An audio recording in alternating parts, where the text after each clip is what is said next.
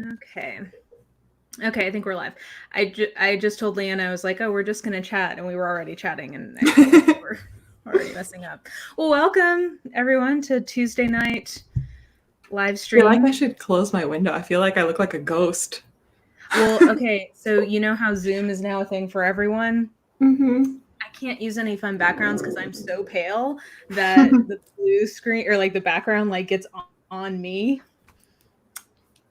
So fun if stuff. you want to close it, you can, but it's effort and the sun's gonna go down.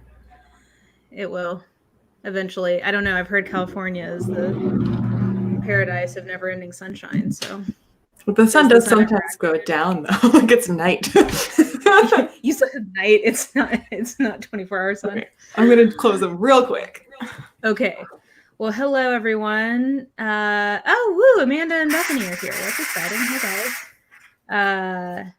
Ghastly pallor. Mary. Hello. Okay, so while Liana's doing that, this week we have a special guest because I thought maybe people would be sick of just listening to me talk. Did that help? So I enlisted Liana to come help me not be so boring and break things up. So Liana, if you don't know, is a very good friend of mine here on BookTube. She is like one of the sassiest reviewers out there, but what I love about it is that it doesn't come from a place of like pettiness and it's not put on. Like you're not somebody who does rant reviews. I'm genuinely that angry. Well, exactly. Like you're just like you're speaking your truth out into the world and I love it. Like even when I disagree with your rants, I love it. So you just don't watch the ones that you disagree with. I haven't. So you recently roasted Red Sister, and which is, side note, part of what people want us to talk about. But I haven't watched that yet because I felt like I needed to be in a happier place before. I'm just wondering if the people that want us to talk about that are like your followers and know I hate it, or are they my followers and know you like it? Well, like literally because I posted on Instagram like, oh, does anybody have anything they want us to talk about? And literally all but one of them was saying, what's a book that you love that she hates? And what's a book she hates you? Like all they want us to do is talk about where we disagree. It might be because you pitched me as like a sassy, angry rage monster. I guess. Well, maybe that's not right because you also love things very full-heartedly. Like there's nobody who loves like Joe Abercrombie more than you do. There's the video that I have scheduled to go up on Saturday is like my all-time favorite books, which is all positivity. Also, I think I closed the wrong window because I still look like Two-Face. I mean, you can try again if you want. We can just like close every window in your house until you get there. So Liana, I thought would be fun if people have like specific fantasy recommendations. She reads like more fantasy than I do. I don't know, and I guess Amanda says fantasy debates. We can also just sit here and talk about the books we disagree about. Though I will say, interestingly, so of our little friend circle of booktubers, Liana and I probably have the fewest number of shared books. I think I did this on Goodreads once. We have the fewest number of shared books we're interested in. I'm hearing some feedback on your side. Are you hearing that? It's like hey chat, do you hear feedback from me? Maybe if I put these on. Let's see here. Okay. Maybe, does that help at all? I think so, yeah. Okay, cool. Okay. Oh yeah, everybody agrees. There was some feedback. Sorry about that, guys. So I did an analysis once of you, me, Bethany, and Amanda. Like I compared our Goodreads because I was just curious about I was going to say, when you did an analysis, I was like, what did you use?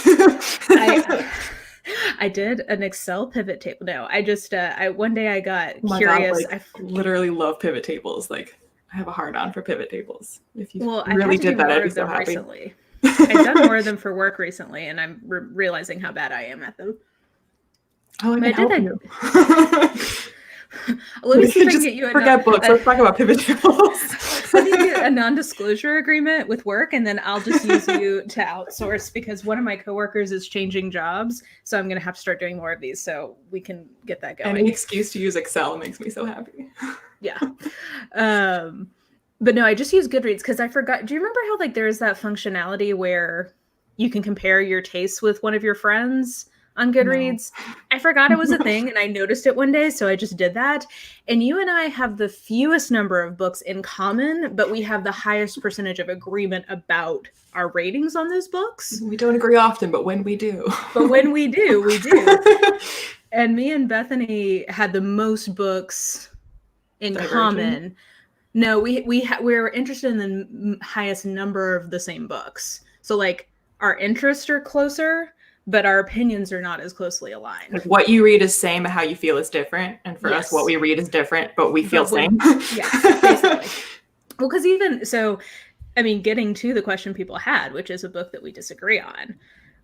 So I read Red Rising. Only one we disagree. Oh, Red Rising. Except we don't disagree about Red Rising. We don't disagree. I just like the series, not the first book. Exactly, but we agree that first book is shite. I just liked it enough to like get like it didn't take like I wasn't like pulling teeth to get me to read the next one. I'd read the first one. I was like, and then people I knew were like, well, you read that. We all read it. We're about to read Golden Sun. You want to read it too? And I was like, I had like bought the trilogy like in one go, so I had it. I was like, all right. I don't know if I mean, maybe eventually I would have picked it up, but I was like, I wasn't just like, oh God, no. I was like, yeah, I'll read the next one. And I was like, and then this is so good now. Oh, let's see. Okay, sorry. I just realized we had chat. So, okay. Here's one we can talk about. Have you read Uprooted? I just did. I have a rant review in the can that it's like gonna go up in a couple of weeks. Okay, I can't wait to see it because I do love it. No, I mean I liked it, but I didn't love it the way I felt like I should have because like it's a Beauty and the Beast retelling. Like, oh, is it? That I should love it. Well, I guess it's also like Baba Yaga. Well, it's a mishmash of just like a bunch of folkloric things. It's just like Slavic stuff. Which I liked that bit, but I thought that the pacing was weird. Like the plot was weird. There was literally nothing I liked about it, so. Well, okay. It wasn't like almost. It was like on paper, like the Goodreads description, the like elevator pitch for what it is. That sounds like my jam because I love like Catherine Arden's The Winter Night like books, The Bear and the Nightingale.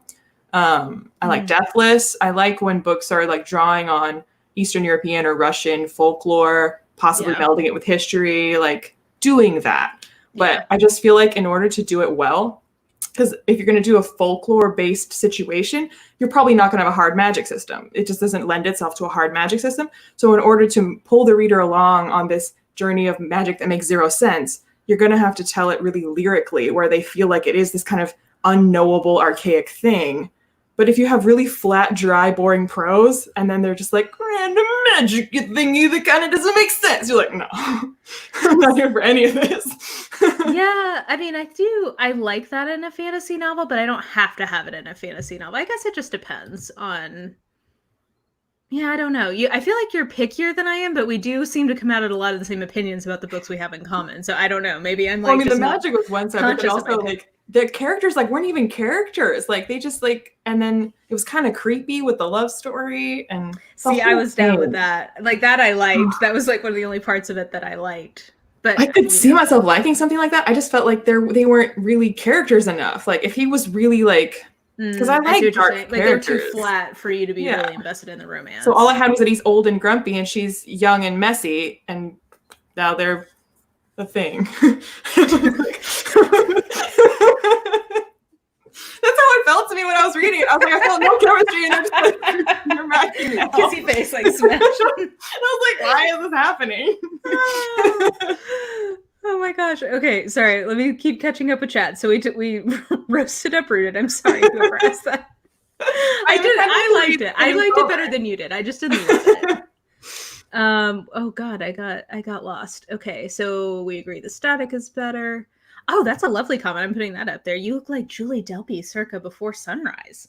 Oh, I can totally see that. Oh, I did too. And when you said, I know who Julie Delpy is, but I was thinking Juliette Binoche, and I was like, oh, I don't think I look like that.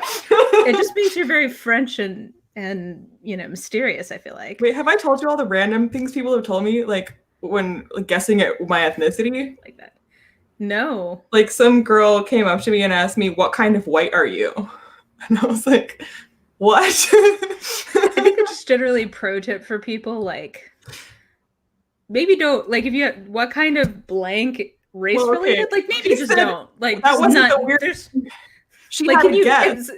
Oh God, what was her guess? So it's relevant to the story that she's Black. So she's Black, and she said, "What kind of white are you?" And I was just like, and she's like, "Well, because you look like a Black person, but you're white, so an albino Black person." So, because I guess an albino Black person shades up to like medium as opposed to flat white was what she thought, which is why I was like, I think it's important to know that she is Black saying this to me. And I was just so bewildered that I couldn't even be offended. I was like, I look like an albino Black person to you. One of my best friends gets like people the same kind of thing. They just come up to her randomly and will say, what kind of mixed are you? And she's actually not mixed race, but like they just, again, just like maybe just don't do that to people. Is like pro tip. You could say, "Hey, I'm just wondering, like, what is your ethnicity?" Yeah, or but like, also if you don't know, like if it's a total stranger, maybe not. Well, like, there is that. Okay, Bethany is saying it'd be interesting to see the comparison between Goodreads, my taste. That would be a fun video. Would people be interested in that? Like, I go on and I compare my taste to other booktubers who I'm friends with on Goodreads. That might be fun if I get my screen recording to work again. Let's see. How do you do the common books thing? It's like how good. Okay, it drives me crazy. Goodreads has all of these features like off in the sidebars, and they're in like these like tiny text that doesn't even look like it's clickable. And then you like hover over it and you realize it's clickable. It's one of those like on your friends page, if I'm remembering rightly. But I just Goodreads. 0 time on Goodreads. I mark something reading and mark it as read. That's all I do on there. Done.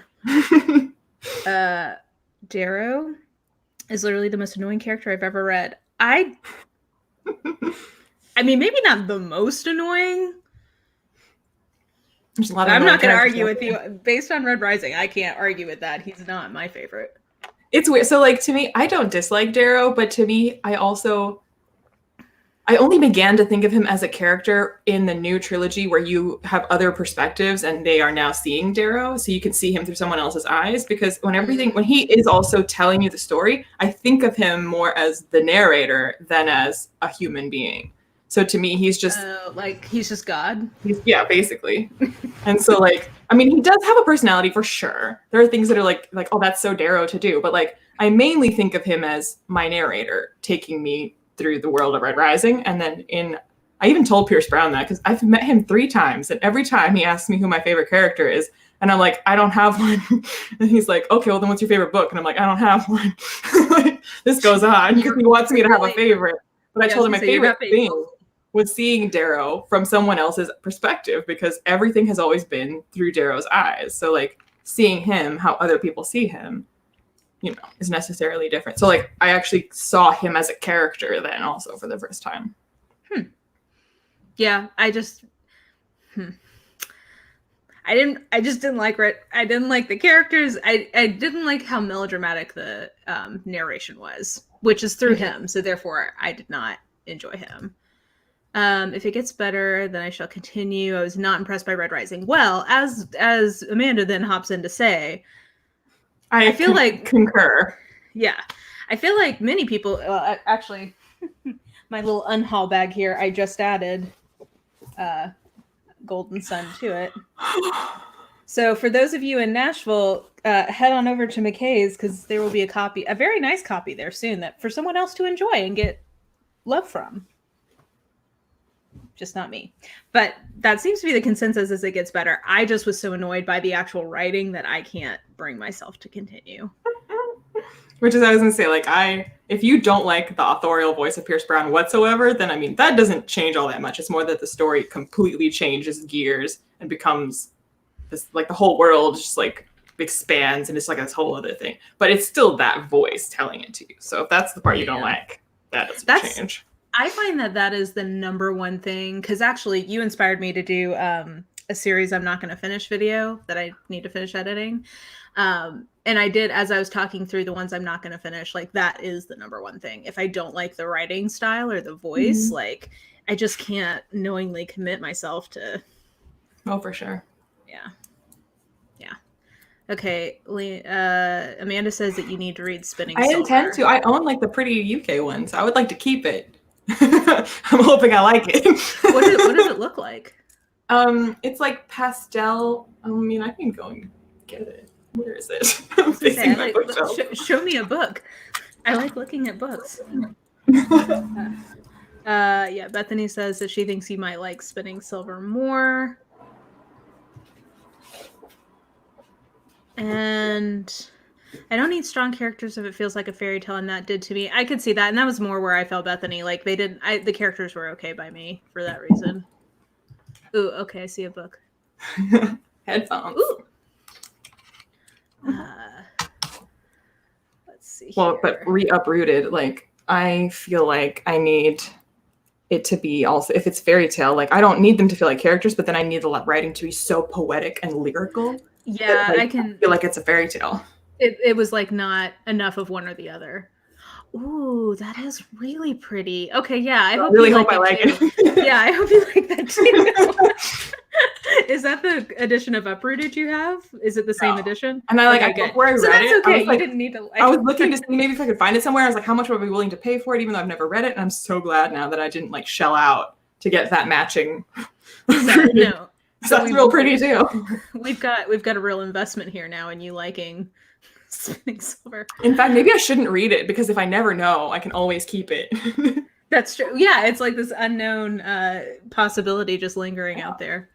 So Serpent and Dove is a good example of one where we had very different responses. But to be fair, I would not have recommended Serpent and Dove to you, really, because like what I liked about it was that it was like a fun, campy romance that reminded me sort of Riverdale, like that kind of CW bullshit. How dare you? Riverdale is great. The Serpent and Dove wishes it was Riverdale. I'm sorry. Yeah. Serpent and Dove, so like, thanks to I didn't love it, but I liked it. I've read more romances and I watch Riverdale. Like I can read I read the Shatter Me books. I can read a trashy romance with the best of them. But Serpent and Dove, like, didn't make any sense. Oh, I hated it so much. Yeah. I think that's a big difference in our reading is like, I only need it to make sense if it's the kind of book that needs to make sense, if that makes sense. But I mean, like, so, like that's not the kind of book where characters didn't make sense either, like their behavior. They don't need to in that kind of book. Like, they're just flat plot devices to enjoy some campy fun with. Like, that's all I agree with you until you said enjoy. Yeah. They're flat plot devices that I don't enjoy. Stop, that we don't enjoy. Fair enough. Okay, let's see here. What is the longest and shortest fantasy book and the longest series that we've read, I guess? I don't know. Like, what's the longest fantasy book you've ever read? Because you will get through some tomes, right? Would have to check like page count, and that also depends on the edition. I would guess that Way of Kings is probably the longest. Although Wise Man's Fear by Patrick Rothfuss might be the same length. Yeah. I don't remember how many pages. I think it has more positive connotations for you, right? Almost every book has more positive connotations. Including Serpent and Dove and Uprooted. I don't think you knew how much the Way of Kings was going to change your life when you read that book. I had no idea. Although people accused me of doing it on purpose. I was like, I really did not know. The fantasy dude bros, man. If you ever just want to get a peek at like gendered bullshit in comments sections. Someone even asked me in the comments if I thought that if there's a gender component to the kind of harassment I get over that. I was like, I mean, I don't for a fact know, but given how much those comments call out my gender, I would imagine there is a gender component. Yes, I think that is very fair. Like, yeah. In contrast, John says that we're two of his favorite queens, which is lovely. Aww. Yeah, people are talking about how Goodreads needs an upgrade. I just don't think it's ever going to happen. I get annoyed by things because I mainly use it on my phone because I grab my phone to be like currently reading, grab my phone to mark it read. But there's like when people comment on your post on Goodreads, you can't reply to their comment on the phone app. Which is very, and I'm not going to pull out my computer just to do that. And the like number of steps it takes to update, like, because I write a review and then I put like the dates that I read it and all of that stuff. And it takes like 3 steps to do it on the phone, which is so annoying. Well, also on my phone, on the computer it doesn't do this, but every time on my phone, if it's a reread, if I now mark the second time through as read, it automatically counts every time I've read it towards my reading goal and changes the read date to today for all the times that I've read it. And then I have to go in and search my email to find my original read dates because I get an email saying, hey, you finished it. And like on the phone app, if it's a reread and you mark it finished now, it's going to mark it finished 3 times on your Goodreads challenge. I'm like, why? It's so kludgy. I don't know. Yeah. The problem is like whatever they built it on, they clearly didn't build it to scale, like on the back end. And I just think that they're so, like, I literally think what it is they're so far down the line that they can't really change it at this point. So they've just like given up. Yeah. So the people using it are people who read books, so they figure we're all Luddites anyway. Yeah, that's probably not a terrible assumption. You did cut your hair. Oh, I like it. Not know that? Yeah. Oh, well, yeah, I cut it. There it is. Good job. I get a haircut next week. I'm very excited. Did you do it yourself? Oh, I had my mom cut the back so it would be even. Nice. Wait, so in LA, what's the hair cutter situation at this point? Are you guys allowed to get your hair cut? Well, I did this a couple weeks ago, and at that point, it definitely wasn't allowed. But now, I still don't think it's allowed. But yeah. I know, because I know they've opened up like retail stores for curbside pickup. Because that's what everyone loves about a mall is curbside pickup of merchandise. That's what malls are for. Truly. The experience we've all been waiting for. It's the culmination of the 80s dream. Like no one goes to the mall to shop. Go there for the air conditioning. We can get our haircut as of yesterday. We've entered phase 2 because we've been declining for 4 weeks now in case count. So I mean, LA has like been pretty aggressive about not like opening things up too early. Yeah. Well, you guys are also way bigger than we are. I mean, I think. And then Trump got mad at LA, or actually, I think all of California, and said that we shouldn't be doing that, and it's illegal to keep people at their homes still. Oh, okay. Cool. Okay. Thanks. He's also golfing on the day that we hit. Get out there and die like a patriot. We hit 100,000 deaths on the same day he was out golfing. So, I'm sure that he's very invested in your well-being, Liana. Mine specifically. Yeah, yours in particular. I'm very important. I was going to make a joke and I decided not to because I'm being prudent. Okay, moving quickly onwards. Classic fantasy, sometimes the characters feel a little blank, but it's the distant storytelling of old books. I felt that way about like we did a buddy read earlier this year of Assassin's Apprentice, like where the characters are somehow like round and flat at the same time, but it's like the specific style of fantasy writing that I actually really like. I was gonna say like, well, with that, I feel like it's kind of that vibe of the old classic storytelling where these are character types that you recognize, like, oh, this is the mentor, this is the young guy who doesn't know his destiny. Like, you recognize like these slots they're filling, but still the telling goes so deep into each one's emotional situation and motivations that they aren't just the hero, because you actually know all of their like issues, which like, I mean, Tolkien, you don't really get a deep dive into Frodo's emotional like situation at any point. Yeah, and yet he doesn't feel flat to me. It's like a different kind of character. Yeah, like it's like he's an archetype, and I do think he like learns and grows through the story. So it's not like he doesn't. Not Frodo. I think Frodo does. Well, he does, but like you don't. It's not that close third person where you're like. Right. It's like there's like a little bit of. That's exactly what it is. There's like. And I like that. There's a little distance between the reader and the character, and so you don't necessarily get like a fairy tale. Yeah. We agree. Okay. Ooh, Like if you read the Odyssey, you don't really feel like you have like a deep personal connection with Odysseus. Like this is fantasy. It's a fairy tale. It's an epic. Yeah.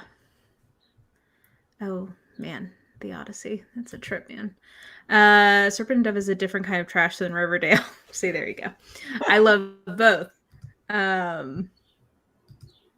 I don't need romance to make sense. I thought it was fun as a romance, not amazing as fantasy, but yes, I agree. Serpent and Dove, that was how I felt. Like I read it as like a new adult romance, not really like a fantasy. Like I read it as like a new adult romance, like but paper dolls with like instead of a background of the mall, a backdrop of like ye olde fantasy world. Like that's how I read it, and that's why I enjoyed it. Yeah. I feel like a book, if it doesn't have good characters, needs to have a really great story to make it up for me. Or for trashy romance, just needs to be silly and sexy enough to just roll with it. That's kind of how I am. Let's see. Rothfuss is 1,100 pages in paperback. So, yeah, probably about the same. I think Way of Kings is Way of Kings. over 1,000. Like in like single digits over 1,000. Okay, so yeah, cool. You've got a Rothfuss as your longest. That probably. Thank God I don't have to go around saying the longest book I've read is Way of Kings. Let's see here. Oh, circling back on Goodreads, the phone app is terrible. We agree. F you. Goodreads is basically the feeling here. Oh, let's see here. I'm at college for engineering and a big SFF fan, and I can promise you the gendered BS is very much alive and well. Yeah, I feel like we don't know that. We just like to think that we've moved past it, and then we get daily reminders that nope. Well, and like it's interesting. I don't get fantasy dude bros in the same volume as you do, though I definitely did on some of the. I've done some recent SFF and fantasy like vlogs, so I got some of that. The ones I get are Agatha Christie dude bros, which is like a hilarious subtype. Are there like Trekkies, but of Agatha Christie? But like in tweeds, yeah. Like and it's like I can't even really get mad at it because sometimes it'll be like you clearly know nothing about Agatha Christie, like blah blah blah. And I'm like, I'm no expert. Like I don't know nearly as much about Agatha Christie as some of the people who watch my Agatha Christie content do. But like literally the fact that it's in a playlist with like 60 videos on Agatha Christie, I feel like I'm not like a novice. You're trying really hard to get this image for yourself is what that tells me. You're a total faker. You're committed to faking it with the 60 videos. I'm an Agatha Christie poser. That's what I spend my time doing. Okay, Alexander wants to make sure you know that you cannot get a haircut yet. Yeah, I figured. I wasn't like, since I didn't know for a fact, I didn't need somebody telling me like that I was wrong, so I was like, I don't think so. She's got your back. Yeah, God knows when our salons in NYC will reopen. Accurate. It's been interesting. Actually, it's interesting being in Nashville during the pandemic because most of Tennessee has reopened. Like people were just out on the lake for Memorial Day. How many people I see out and about in LA when I know what things are and are not supposed to be open.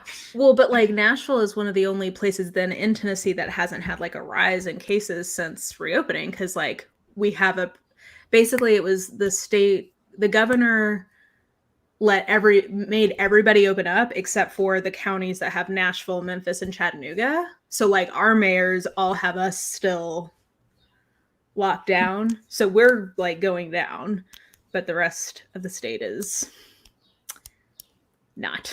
So I love the guy that went to the beach here dressed as the Grim Reaper to like basically tell people. I didn't see that. That's amazing. Yeah, he was on like local news. Did he have a mask? Did he have a surgical? He had the cowl so far over like the fucking Grim Reaper. Oh, Americans, we want to be free to infect our neighbors at will. Ursula says she's fond of her neighbors being alive. I am too. That's why I'm still social distancing. Especially because I still have to go to the doctor every week for my surgery thing. So like, I really feel like I have to social distance because I'm like going to a. Well, I mean, I appreciate the frustration of people who like they have like hairdressers, like you can't be like zooming a haircut. So like I appreciate like they're the people that are often saying, you who don't have a job like this, you don't understand how hard this is, and 100%. You can't like, stay at home. And I'm like, okay, but you need to understand that if we do go back too soon, it's going to be worse for you if we all have to go back to quarantine because we opened too early. So it is worse for you still if we go back too early. Yeah, it's like it's pain. But I think as a people we struggle with that mindset. But it's like, we need to. If we have more pain now, it will help us later. But to be fair, the majority of Americans still think they should be social distancing. I think it's like 75%. The problem is that other popular vote, the electoral college thinks we should go back. That's my hot take. I wish I could drop my mic, but so real. Okay, let's see here. Holding myself from taking the scissors to my hair for like a week now. It's tempting, but I know I'll mess it up. It depends on what your hair. Like I can't, and I am gonna go to the hair salon. I mean, if you cut it, sure, but it's still long enough to put in a ponytail. Then even if it's bad, you can just like pony it until you can save it. And who's really seeing you? So if you mess it up, you just wear a hat when you're on your Zoom calls. I lived and died for Fitz. I can't even talk about him without tearing up. He is like a little sweet snowflake of cinnamon loveliness. He is. Poor Fitz. Poor little. Though also, don't read Assassin's Apprentice if you can't deal with violence against animals. Yeah. Because that was hard. That was the part that really destroyed me. Oh, okay. Serpent and Dove is not a good romance. Fight me. See, okay. So some people agree with you, Liana. Sometimes this happens. Not always. I would. You're not. You're really alone. You just are strong. You're loud and strong about it. I would not have guessed. I always think I'm alone because it's always like a book that like when I look it up, everyone says it's great. So I'm like, great, I'll read it. And then I'm like, this is terrible. And I post a negative review. People are like, yeah, it is terrible. And I'm like, then why is no one else saying that? Why has everyone been lying to me about this terrible book? Dude bros are the new Rule 34. If it exists, there are dude bros for it. That is such a... Facts are facts, people. Yeah. Agatha Christie dude bros. All the Sanderson dude bros. We know that they're a loud, proud group. Shocking. Agatha Christie dude bros is shocking. Excuse me. Sorry. I was outside and it just rained, so my allergies will be having fun with me the rest of the day. Let's see here. I've been seeing more people out. A ton of restaurants are hosting sidewalk happy hour. Apparently open container policies are super relaxed, right? This is true. There's a Mexican restaurant around the corner from me, or not around the corner, but like half mile away.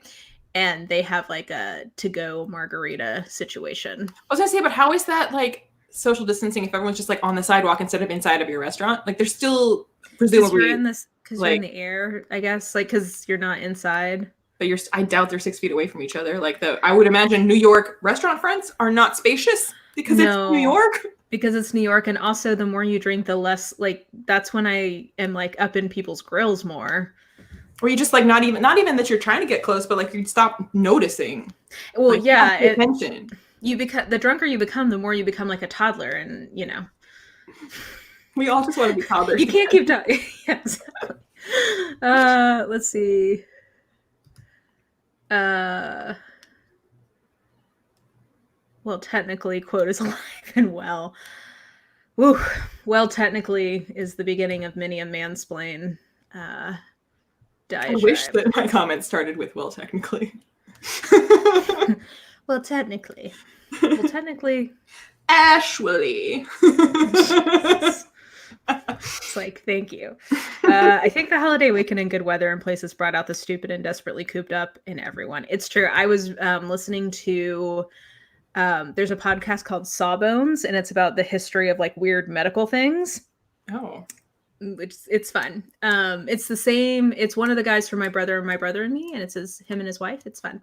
And they were talking about apparently there were cholera riots in the late 1800s, and it was like remarkably similar to the same like arguments and attitudes we have today. It was just like a nice reminder of nothing ever really changes. History is a repeating pattern. I mean, honestly, like it's so much easier now than it was then. They didn't have Zoom. They didn't have like DoorDash. Like, but it was the same thing. Like they all got sick of it like in the springtime and started rioting and saying like, let us out. And then I guess they all died of diarrhea. But springtime, man, it just makes us all really antsy. Not me. Okay, there's also one in Florida, Grim Reaper dude, doing the Lord's work. Agreed. Protesting or getting your hair done is beyond stupid. Yeah, I mean, I'm looking scraggly, but like I'd rather be scraggly than get someone else sick. That's the other thing. I didn't mean for this to be like Corona Cast, but it does make me crazy. People are like, well, I'm not worried about getting sick. And it's like, well, are you at all worried about getting someone else sick? Because like, that's the part that would like, if there was some way that I found out that I had given somebody else something that could kill them, oh my God, like I could not, that's just not something I would want to have on my conscience, but that just doesn't seem to be, it's like, well, I'm okay with taking the risk. And it's like, but no, it's not just you. Brr. And again, okay, so maybe you're healthy enough that if you contract it, that you're going to be okay, but you're presumably, before you realize that you've contracted it, are going to be contagious and spreading it around to people who are probably immunocompromised. Yeah. Well, and it's a hot spot for me too, because like my dad was immunocompromised and he died from the flu because he was immunocompromised. And I'm like, you know, I don't want to bum everyone out, but like, I can tell you it's an incredibly sad and painful thing to watch a family member die from that. Like, it's not cute. People don't believe in herd immunity anymore, so it's fine. Oh, it's so passe. Every day I want to use, do you know that the Scar gif where he's like, I'm surrounded by idiots? Like that gif is like what I want to do every day when I'm watching the news. I saw somewhere on the internet that it's just like you know that you're like becoming an adult when you start to identify more with Disney villains. Then it's like Hades is also frequently very annoyed with how dumb Hercules is. You're like, yeah, I feel you, bro. I saw this great one the other day of like Ursula just had a signed contract she was trying to execute, and I'm like, girl, same. Like that's half my job. Which again, it wasn't like she was tricking her. She was like, here's the contract, and Ariel was just like, well, moral of the story: never sign anything without reading it. Oh. Let's see here. I cannot do animal violence. Yeah, I would. That is definitely a warning for the Assassin's Apprentice. Amanda, you may not be able to deal with it because it's. Although, okay, but I mean, I would say that like it's not like horrible graphic tons of. It's just that, like it's present and it's in a very poignant kind of heartfelt way. Yes, it's not like a cheap like. They're not just like going around slaughtering puppies and kittens. It's just like there is instances of like a connection to an animal and that animal dying. Yeah, and it's not like in a horror movie where like they kill off the beloved dog to let you know shit's real. Like it's not manipulative like that. It's just I like animals and it was sad. It's not like a horror show. Oh yeah, Bethany cut off like 6 inches of her hair and it looks good, girl. I thought you did a great job. You were just braver than I. If you cut off 6 inches, I think you'd look quite different. She took them from like her calf, so it's not as noticeable on camera. But let's see here. It's safer to be outdoors. You're supposed to take them to the park or something, but some people don't. Oh, okay, for like the to go. Yeah. Let's see here. I'm sorry I'm behind in the chat, guys. I'm chatting with Liana and I get distracted. Pay attention to me. I'm sorry. Something about being a man that makes you think women can't read. Some man tried to explain The Godfather to me. Oh, I thought you were asking me that if you're reading comments. Oh, good Lord. Yeah, I don't.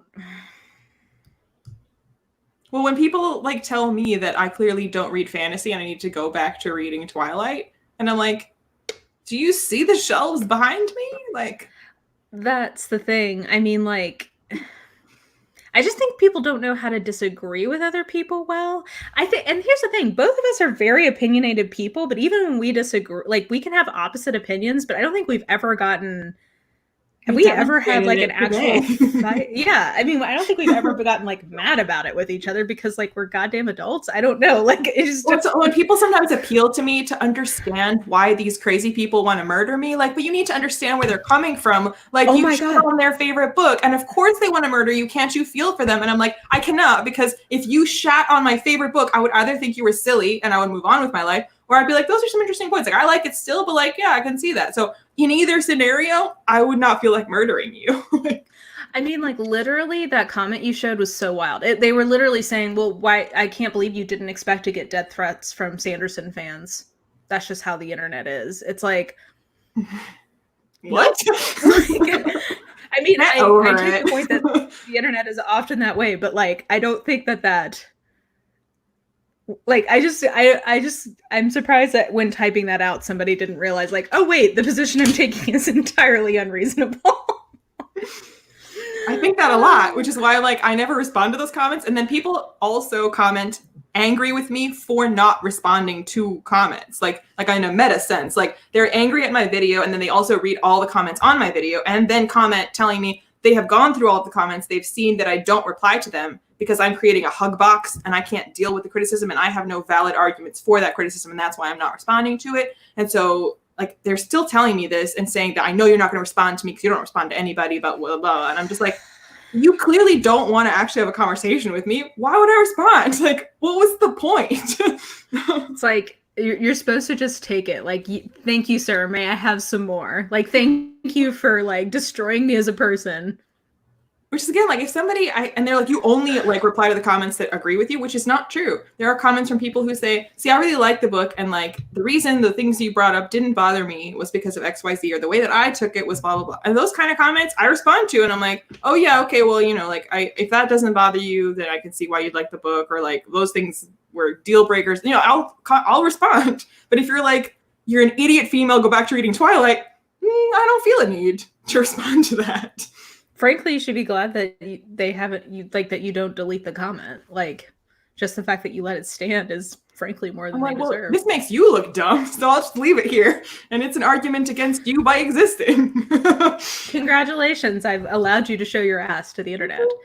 Anne-Marie just listened to that Sawbones episode. It was great. I recommend it. And this was interesting in that they were talking about mistrust of medical doctors in the system. Like, it was really interesting to hear the reasons why in that time period there was a mistrust of doctors, and it had a lot to do with the fact that they were like stealing bodies for like autopsy. Hair?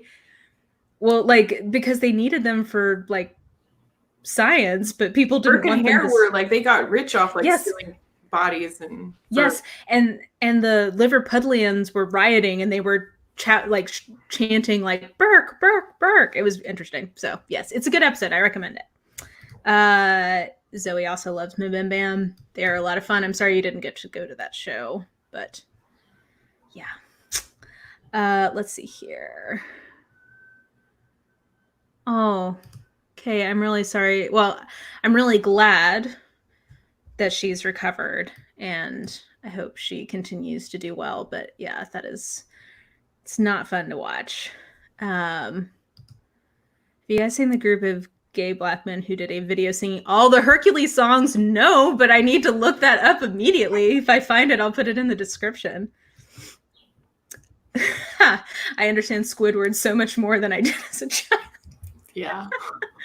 Oh my gosh. Yeah, I'm trying to think of the villains I don't understand. Like, Gaston can go eat a dick and die.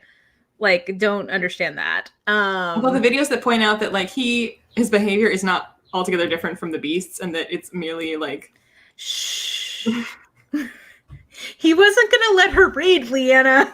That's the difference. I'm saying it, Gaston's not good, but therefore the beast also is not good. Well, but he was gonna give her a library, and also his chin doesn't look like a set of testicles. Have you seen Jenny Nicholson's video where she talked about how like the concept of giving her the library, which is a room in a castle in which she can go into any room already, is meaningless. Like, what if Belle had already gone to the library when Cogsworth was going to show it to her? Because it's only an accident that she didn't go in there already. And I'd be like, so Jenny Nicholson was like, I'm going to do that from now on. If someone like goes into an airport and says they really like this airport, I'm like, well, if you like it all that much, it's yours. God bless Jenny Nicholson. Okay, wait, another one that we can't get on board with is John Smith, I guess, isn't the bad guy in Pocahontas. Never mind. He is the bad guy in Pocahontas. He just doesn't. He's not lived long enough to know. Okay, let's see here. What else? Yes, it's true. Infectious people. Basically, you don't know if you've had it because we don't have antibody tests. You don't have it, but you touched something and you're going to sanitize your hand so you won't get it. But between the time when you touched the thing and you sanitized your hand, you touched another thing. And now someone else is going to touch that thing and maybe not sanitize their hands. And this is how we end up with cholera riots and having diarrhea that kills us. This is the progression here. Let's see here.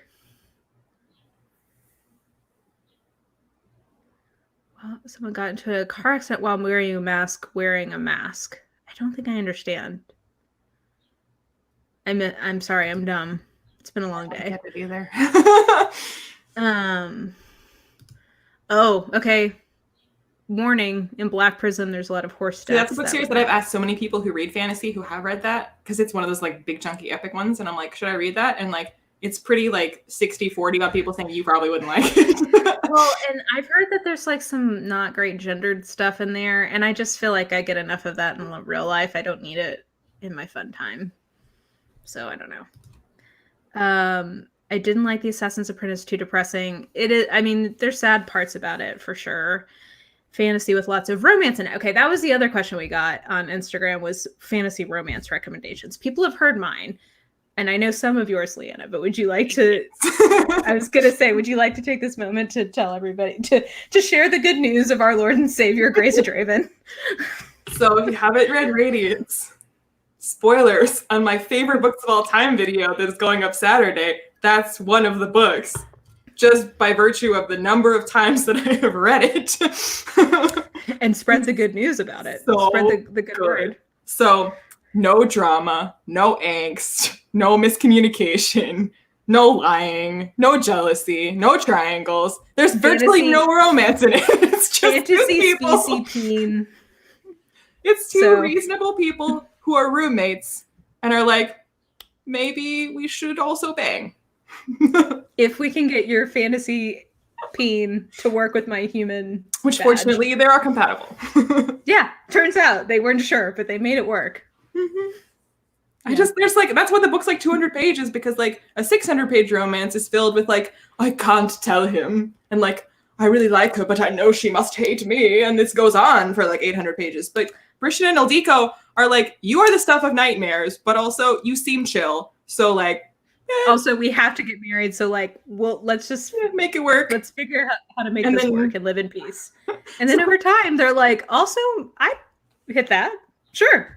But again, there's potential for miscommunication too, where if she was just scared of everything all the time, but like didn't want to tell him that she's freaked out, and then he'd be like, she just hates me, but actually she's just freaked out by his species. And no, she's like, your species freaks me the fuck out. And he's like, understandable, like totally, but I'm here for you. So like, we'll talk it out. I'll let you know the situation. You kind of freak me out too. So yeah, exactly. He's like, also, you're kind of like a gross pale slug to me. So like, I get it. Mm-hmm. Like, but I'm into it now. That's the beauty. They're eventually like, I'm kind of into this pale, gross slug thing. Mm-hmm. I can make it work. Don't cross your eyes. Oh, okay.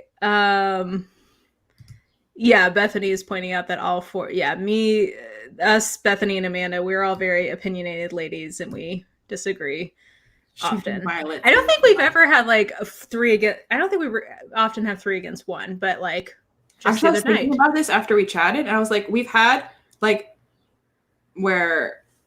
Wait, I thought about it then, and now I forgot it. But like, we're like, don't like a book, and all 3 of you do. And you don't like a book, and all 3 of us do. Or that's like, true. And I was like, has there been a situation where we all, like you, me, and Amanda like a book, and Bethany doesn't? And I couldn't. I don't know, Bethany. Have we ever ganged up on you? You can, if you're still in the chat, you can tell us if we've ever ganged up on you.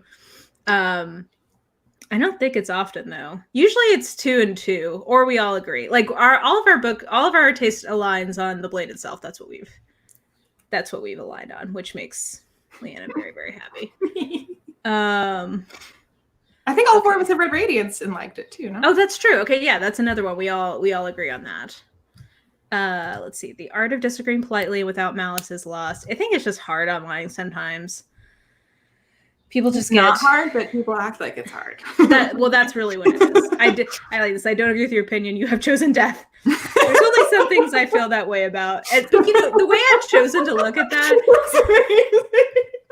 Chris wins the chat. This is Liana's life online.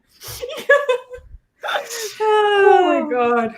I always look at it of like, okay, you're just wrong. Like, you can be wrong. That's fine. Like, you know, if someone doesn't like Kate Daniels, I'm like, okay, you're just wrong. That's fine. The only person you're hurting is yourself. You're not hurting me. And that's the thing that I don't get too, because they act like I've made them listen to me and now I have to listen to them. And I'm like, no, you clicked on my video on purpose. This isn't a Clockwork Orange situation where you were sat down and forced to Yeah, I didn't strap you in and like, yeah, I don't know. If it was going to upset you to see me criticize your favorite book, then for your own mental health, don't watch my videos. I'm fine with that. Yeah. Oy vey.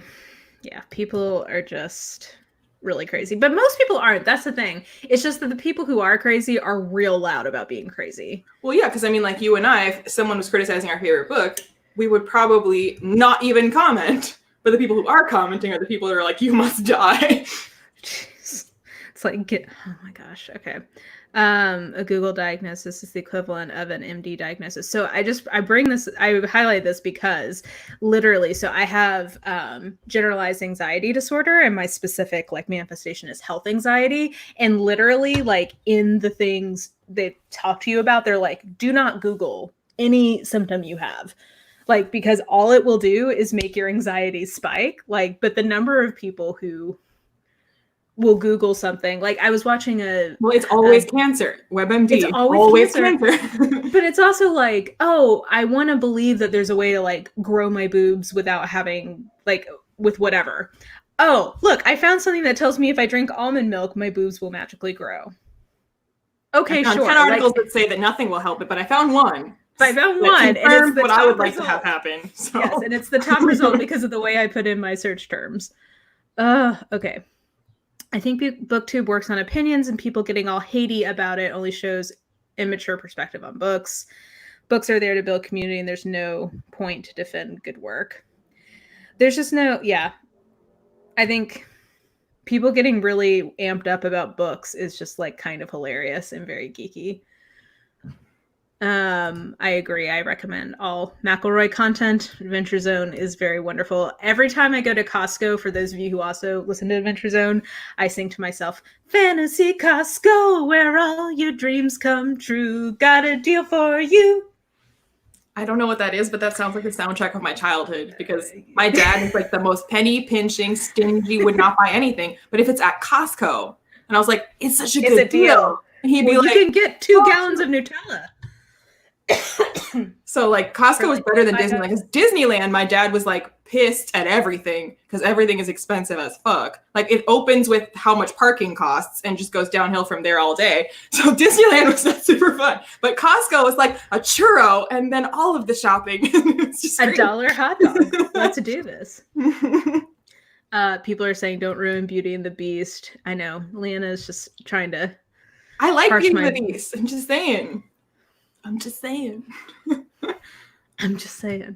How would the two of you describe high fantasy? It's got a definition, but how do you both interpret it when someone says, I want a fantasy, but not a high fantasy to read?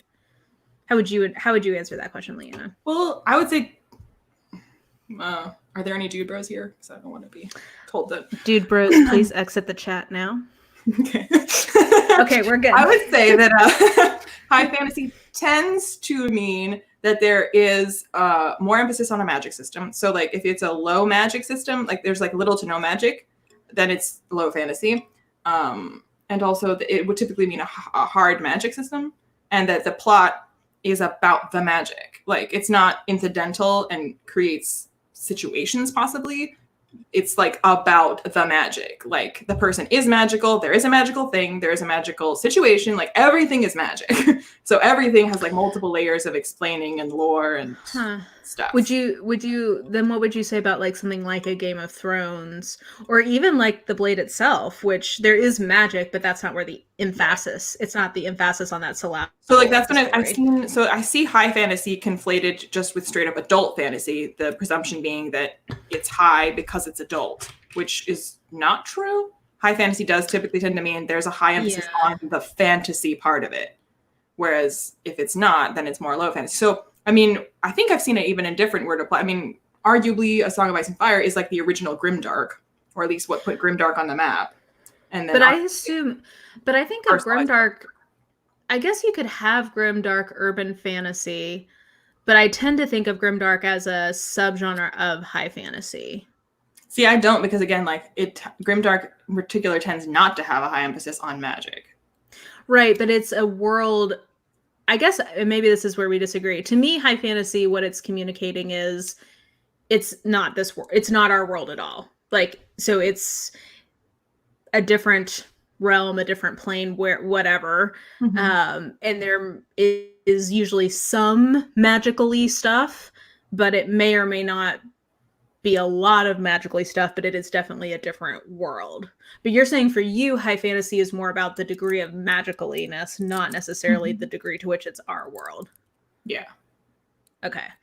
Because see, like, that's interesting. So like, a different world, then okay, yeah, that's a fantasy because it doesn't exist. But right, high fantasy, it's because like you've got like hella wizards, a shit ton of magical, and like lots of magical shit going on. Well, and then when in that construction, something like Kate Daniels would then be high fantasy because it's like very magically, but it's urban fantasy, so it would be high urban fantasy, I guess. Except I feel like because of so high fantasy is what dude bros read. It's the where you have compendiums and like companion books that tell you about the lore. Yeah, and so like it's the kind of book that has that, and therefore it has dude bros, and a dude bro would tell you there's no fucking way your urban fantasy qualifies as high fantasy. But so, like, since these are all labels created by humans and they're not objective, I'm going to tell you right now, you're going to get told to die if you call urban fantasy high fantasy. Not that there's an argument to be made for that, but back away slowly. Okay, that's interesting. I would define it more as like the degree to which it is or is not our world is how I tend to think about high fantasy. So like I would put. To that point, like the more magical it is, the less like our world it is. So like there's some crossover in that definition. Okay, interesting. Well, there you go. Two different takes on what high fantasy. So if someone told me they didn't want to read a high fantasy, my go-to would be an urban fantasy or like a liminal fantasy where like Harry Potter. Even like we've only read Assassin's Apprentice. But I would not call that high fantasy because it's more just about the people and it's a vaguely kind of medieval Europe. And like there's a little bit of magic in there, but like it's not really about that. Right. And whereas I would call that high fantasy because it's not our world. So yeah, it's just interesting. Different terms. I think people they don't read high fantasy, they don't want to like have an encyclopedia worth of knowledge that they need to now learn in order to understand the story. God knows I don't. Let's see. You cannot engage with these people. There are parts of the internet that can only be ignored. Some fandoms attract these people. Sanderson is one of them. I will say I've had a more positive experience with the Sanderson fandom, but I will say that they have the highest propensity so far of trying to persuade me to continue to read him. Well, someone told me I was being unfair because the fandom is actually very kind to the people that read the books and like them. And I was like, okay, I'm sure they are. They're very unkind to people that don't. Like, how does that counter my point? Fellow fans, we're all really nice to each other. Like, oh, I'm so happy for you. Brett Weeks' Black Prism. Brent Weeks. I read another book by him, and I don't think he knows what women are. It's a ringing endorsement. Okay, people are saying that they're thinking about reading Radiance. Yes. Do it. Radiance. It's like 200 pages. Just take you like an hour. Do it. And it's just like a warm hug of a book. Like I always say, I reread it because I like hanging out with Brishan and Ildiko. That's what it feels like. Yeah, it's just lovely. It's a lovely time. Have either of you or anyone read The Pillars of the Earth? I just finished Jane Eyre and I'm looking for my next tome. I saw Pillars of the Earth and like hated Pillars of the Earth. Oh, did you like the mini? I didn't see the miniseries. I read the book and hated it. Or I didn't even finish that book, but I hated what I read of it. I liked the miniseries, but I haven't read it. I don't know how it compares. I haven't read Master of Crows yet. Have you read that by Grace Draven? Yeah, I read it and I didn't really care for it. I mean, like, it's fine, but not your fave. Well, it's also Hate to Love, which I really don't often like. I enjoy this. I did love their relationship over time. They start to like each other more, and then they realize their genitals are complementary, so they can bang it out. And there's like that's an exciting moment in any relationship. To get around the fangs and claws, but otherwise, there's a lot of yeah. And she teaches him how to kiss, and he's like, "Fuck! I never knew this was a thing. That's great." I think it's this is getting into Randy content, but like I think it's not in the main book, but it's in like one of those like straight to ebook, like very short offshoot stories where like she introduces him to like a blowjob, which in their species all the women have like he's like, you're gonna do what? She's like, it fine. She's like, no. He's like, oh, I could really only do this with this wife because she does not have the teeth of my species. Meanwhile, he can't. Does he ever reciprocate? I don't think he can. I think he offers to, and she's like, whoa, and he's like, later. We'll work up to that. Yeah, maybe they can like, I don't know, if he got some like caps, in his situation, it's like some teeth caps. But in his situation, like he can like, there's like, I don't know. I don't know. Yeah. We could probably figure out the mechanics here. Well, that's okay. Liana's or you're Liana, sorry. I keep calling her Liana. Amanda's right. We all do love Tessa Dare, so that's another one we all agree on. And then Bethany said, I don't know, do you guys all like The Seven Deaths of Evelyn Hardcastle? But she said, no, we've never ganged up on her. I've not read it and won't read it, so there's nothing to gang up on. Yeah.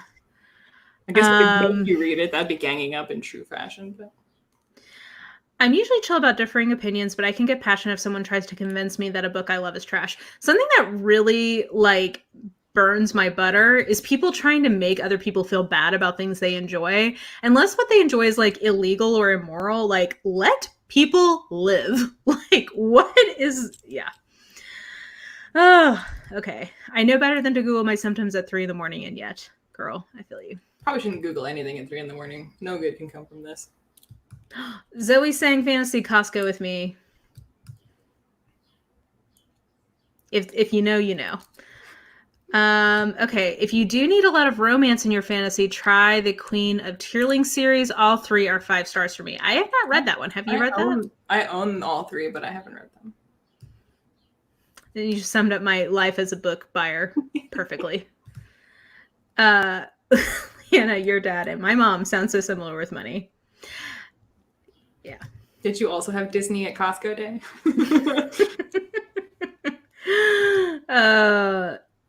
Yes, it's true. We're all, hypochondriacs when we come to Although on the flip side of that, it is really good that nowadays, like, a doctor can actually, like, depending on what it is that you need to have checked out, they can do it via, like, Zoom, basically. Like, you can have, like, an actual doctor. Like, you can have a virtual doctor's visit, which is fantastic. And it's cheaper a lot of the times too, at least in the U.S. A lot of health plans cover it. Yeah, and increasingly now with the pandemic, I know in other countries you don't have to pay for medicine, but here in the U.S. that's a consideration. Miracle boob growth, yes. If you type that into Google, I'm sure it will give you something exciting to I'll tell you what 12-year-old me discovered: stocks. I'll tell you that 10-year-old me already was a C cup, so like. Never been a problem. If you don't, okay. Queen of Tearling is if you don't need a lot of romance. That's probably good for you, Liana. Okay. I don't have to unhaul them. Let's see here. Bethany says, hi fantasy. I've interpreted it more as being a completely different world regardless of the specific magic system, but different from urban fantasy or paranormal, which is more in cities or shifters, etc. That's kind of more where I am, Bethany, but I see other people saying magic in foreground equals high fantasy. So it sounds like there's sort of you could mean it either way. feel like grimdark is more of a tone or approach to characters. That's kind of what I think too. Oh man. High versus epic versus sword and sorcery. No. Nope. Nope it out. Why do you gotta label it? Can't we just love it? Well, no, you have a vagina, Liana, so you're not allowed to love it. That's them's the rules. I don't make them. I just live with them. I think high fantasy has a huge emphasis on the world it created and its magic, like if they invent a language and need a glossary. Yep. Basically, if you're going to have somebody fact-checking you on something that you said about that book, it's high fantasy. It's high fantasy. And yeah, the epic and scopeness, I think, is a part of it too. Yeah. Good. Oh, Bree loves Amanda. We do too. Yay, Amanda. I think Amanda has a book haul going up tomorrow. I know a lot of people are excited about the one I just put up, so if you need more haulage, you should go watch that. I enjoy Sanderson's books and have to be very aware of some of his fan spaces because it can be so toxic. Makes me question if his books are good that they attract so many people like that. I mean, in fairness, like I don't know very much about the man himself at all, and like from what I do know, like there's nothing toxic about him. Like he's writing something perfectly pleasant. Yeah, it's more just I feel like because he is a huge nerd and like he has written that. I mean, Way of Kings, I don't think anyone on the planet, like it or hate it, would disagree. That is high fantasy. That is your quintessential, like if you've wanted an example of like what is a high fantasy, that is one right there.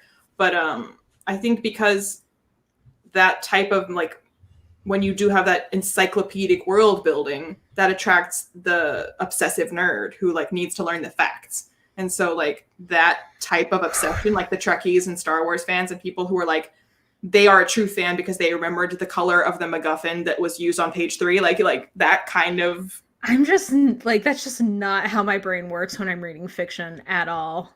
And I think you're totally right. I just don't relate to that. Like, I mean, I love Kate Daniels, but if I had to sit here and give you a play-by-play of even just the major plot beats of every book, I could not. Well, so okay, I know you don't like Pierce Brown, but like it's pretty funny the like fan interactions because he's kind of snarky and he's kind of a dick. Like he gets in sci-fi, there is a lot of gadgetry and that kind of stuff. So a lot of the audience questions he gets are like specific to like terraforming and like how something is supposed to work. And he's like, I don't know, it doesn't exist. Like I just made it up. Like it's like you can't actually do this to a planet. So like you can't answer that. Science.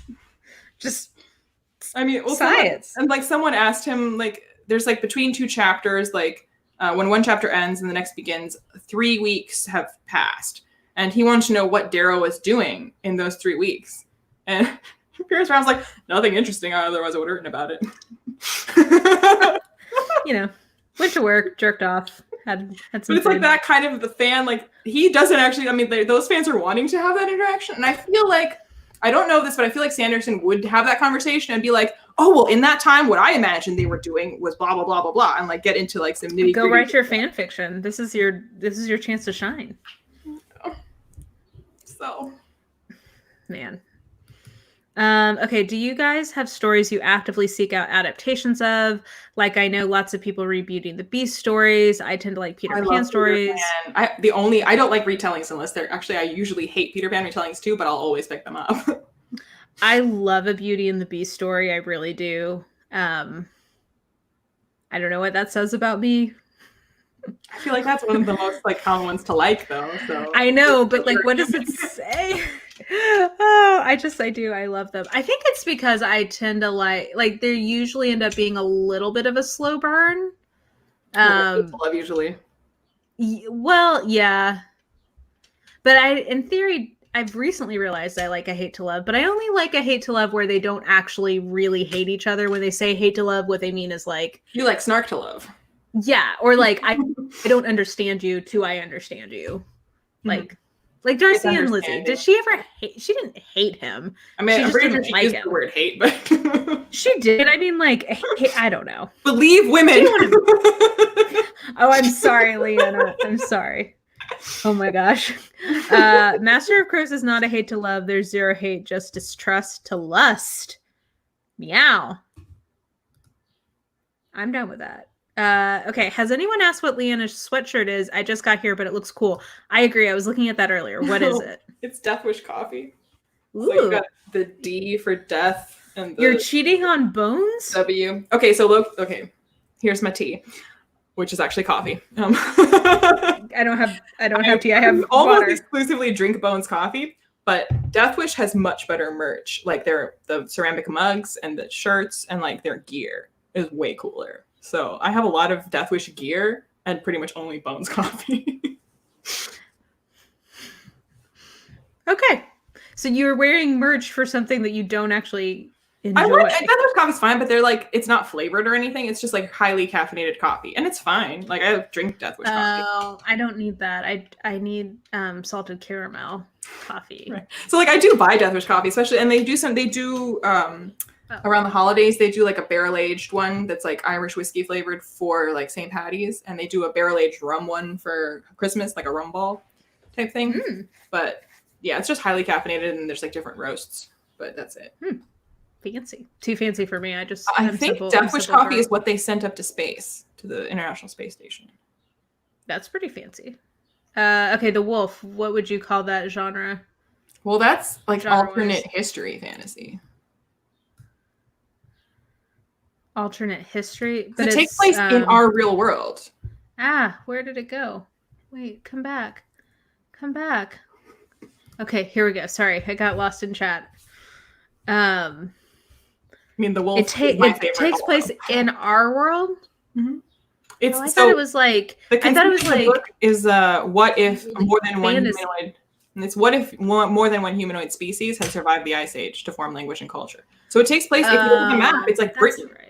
But so it's like, what if Neanderthal actually survived and like talked and built cities and whatever? So it's taking place in the here and now. There's no magic whatsoever. It's the here and now. And he's trying to figure out like if, we diverge, if we have parallel universes, whatever, like where like things went differently, how would that have shaped the world? Yeah. So there's no magic. So it's like alternative history. So it's fantasy. So it's not really that didn't happen, but yeah. Okay. Now my mind is blown. It's kind of so like alternate history fantasy is also what the Conqueror saga by Kirsten White is. Kirsten White wrote What If Vlad the Impaler Was a Woman?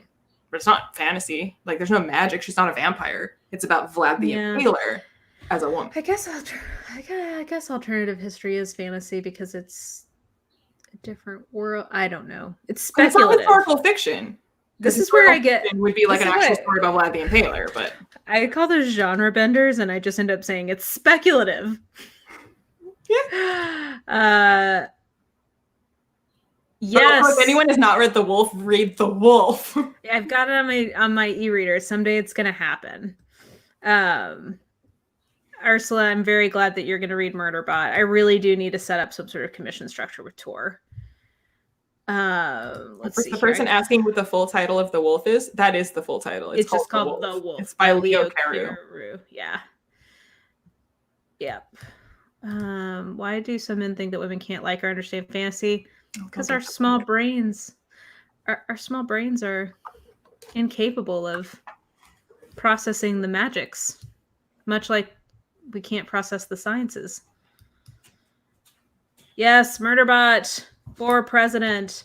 I would trust Murderbot to be my leader for sure. They would make ruthless but efficient decisions, I think. Yeah, Tolkien is definitely kind of like the go-to for high fantasy and the best. Yes, I love a Pride and Prejudice retelling too. I agree. Oh yeah, The Wolf. It's a beautiful cover. I like the. This was just like with Spinning Silver. When I got The Wolf, I was like, God, I hope I like this book because this looks like my perfect cover. This is gonna be really sad if I don't like this. It's like if I would imagine what my perfect book would look like, it would look like this. So hopefully it's all right. Well, then that shows that whoever did the cover design. Well, this is why I always say cover buying is fine because they are trying to appeal to a target audience, and you are that target audience, so it's supposed to appeal to you. Yeah, agreed. I haven't read. Have you read The Natural History of Dragons? I keep meaning to get to that one because it looks like the kind of book I would like. Bought the first couple and then unhauled them because after buying them, I heard a lot of people say really negative things about it. So, do you remember? Do I need to not read it? Was it like? No, it wasn't like problematic. Just that it's like it's in concept is really interesting, but ultimately like the telling is so dry and so boring and so like. Oh. Well, that's a bummer because it seemed like a really cool premise. Let's see here. Bethany's saying she loves Shakespeare retellings. I can get into those. An Antony and Cleopatra retelling, I think, would be pretty rad. National Theatre just posted their Antony and Cleopatra like taping of the play with Ralph Fiennes as Antony and Voldemort? Sophie Okonedo as Cleopatra. Oh, super chat. Oh, thank you. Oh, I'm so glad to hear that. Yes. We all need each other during these hard times. That's part of why I've been doing this, because it helps me. The structure of talking to you guys each week, it helps me mark time. Like, oh, it's Tuesday again. Okay. Although, especially this week after a Monday holiday, I was just like, well, what day is it? I know. I was so fucked up today. I was like, well, because also usually I go to the doctor on Monday, but I went today and like, I don't know. I saw different people that I'm used to seeing. It was crazy. Yeah, I agree. I would put Kate Daniels as low fan. Well, I mean, if the measure is how much magic there is a lot of magic in Kate Daniels. Let me clarify / amend my previous definition. Assuming that it takes place in another world, the difference between low and high fantasy is how much magic. Okay. Does that? But is it even our world if it's assuming that there's been some sort of magic apocalypse that's happened? It might. Parallel universe takes place in Atlanta, but it's Atlanta with ley lines everywhere, and like. How do you know there aren't ley lines? Maybe we just don't know. Exactly. I hope that there are. I mean, the Raven Cycle has ley lines, and you still haven't read that, have you? No, I have the first one. I know. I was there. Oh, that's right. Yeah. It's on here somewhere, and if I don't end up liking it, it's gonna go right to you.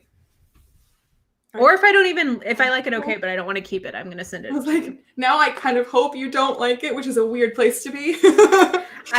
I'm not that confident I will like it, to be totally honest, but we'll see. Pourquoi pas? I don't know, just like the vibes of the way people talk about it, I'm like, I'm not sure this is gonna be my deal. Like what? But I'm curious about it. I can confirm or deny whether whatever vibe you're worried about is present. It seems like it's very like nebulously magic-y, and like it's more about like mood than actual plot. It's kind of more like magical realism. Okay. Yeah, we'll see how I do with it. It could go, I mean, who knows? That's part of why I'm interested to read it. But you liked Uprooted better than I did, and I would argue that Uprooted is a bit that way.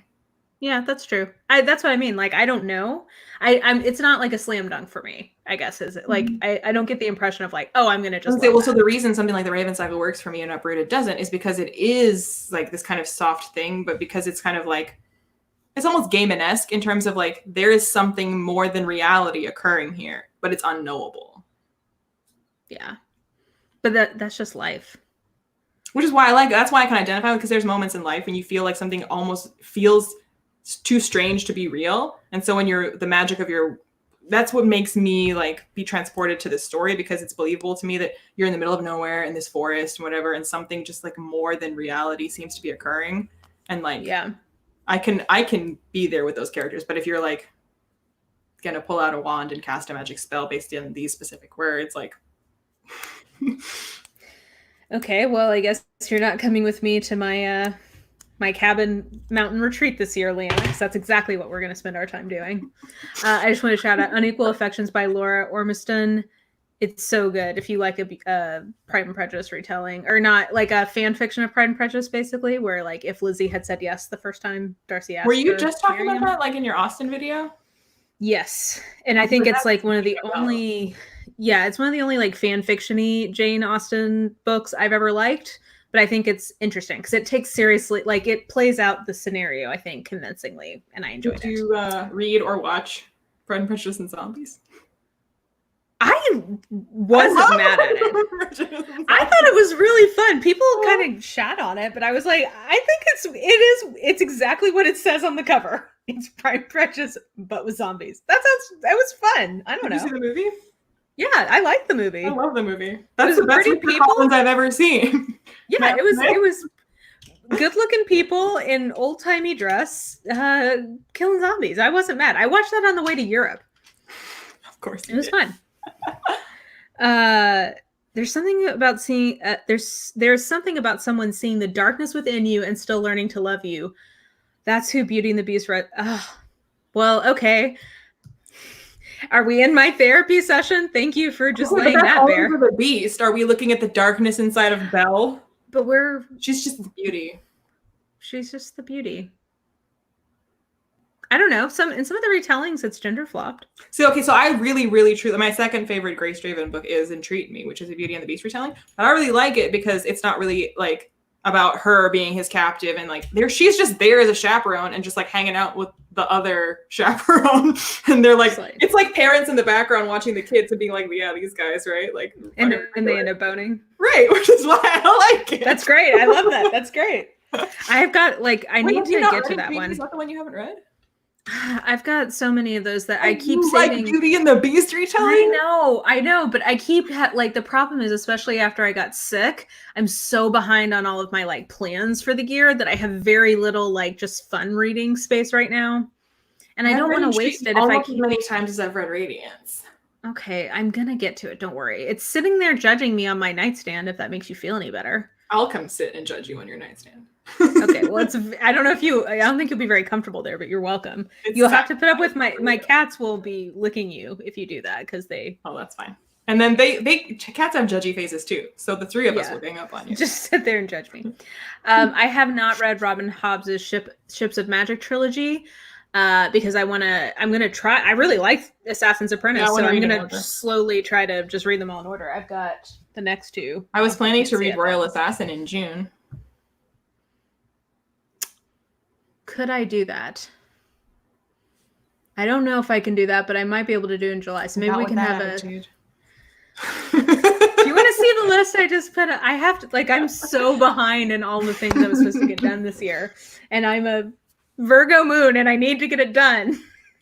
Okay. Oh, okay. Let's see. Oh yeah, people are into this barrel-aged rum coffee idea. It's fancy. Well, yeah. They sell out really fast when they do it at Christmas. So if they get something you want, subscribe to their newsletter. Yeah. Yes, the consensus we've come to is that none of us are fully on the same page about what high fantasy actually means. Let's see here. I'm still trying to figure out where to place time travel romance. Is it fantasy, paranormal? Can we all agree that high fantasy is just stoner fantasy? Yeah, man. I think so. Time travel romance I would call speculative romance. That's the category I now have for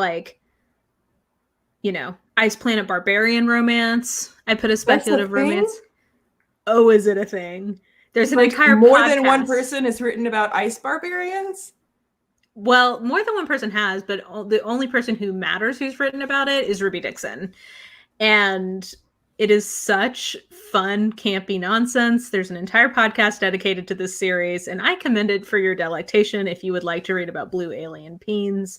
I'm just picturing the Obsidians from Red Rising, but sexy. They have gigantic horns, and they think humans are a lesser species, but this is sexy. Well, when they have I've been around a lot of dudes who have Liana, maybe metaphorical horns and think that I'm a lesser species. Are they blue, and do they have gigantic monster blue peens with a built-in their user images kind of do. maybe it would be fun for us to drink some beverages, some alcoholic adult beverages, and for me to explain some Kindle Unlimited romance plots to you and allow you to get a taste of what is out there.